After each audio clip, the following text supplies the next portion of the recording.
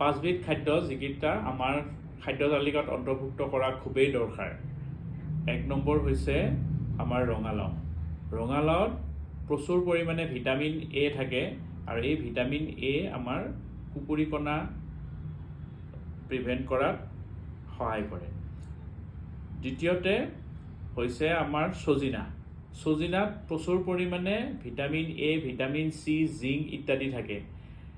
এইবিলাকে আমাৰ চকুৰ জুৰি শুকান নোহোৱাকৈ ৰাখে আৰু হাৰ্মফুল ৰেৰ পৰা আমাৰ চকুজুৰি বচাই ৰাখে।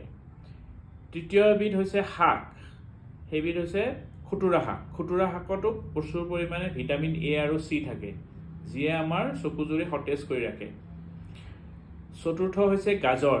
গাজৰ আমাৰ খুব দৰকাৰী, কাৰণ গাজৰত বিটা কেৰোটিন থাকে আৰু এই বিটা কেৰোটিনৰ পৰা ভিটামিন এ উৎপন্ন হয় আমাৰ চকুজুৰি আন্ধাৰত দেখাত সহায় কৰে। 5 নম্বৰ হৈছে আমাৰ কচুপাত। কচুপাততো প্ৰচুৰ পৰিমাণে ভিটামিন এ থাকে আৰু এই কচু যদি আমাৰ খাদ্য তালিকাত অন্তৰ্ভুক্ত কৰোঁ তেতিয়াহ'লে আমাৰ চকুজুৰি শুকান হোৱাৰ পৰা বাচি থাকিব আৰু ৰাতি ভালকৈ দেখাত আমাক ইয়াক সহায় কৰিব। ধন্যবাদ।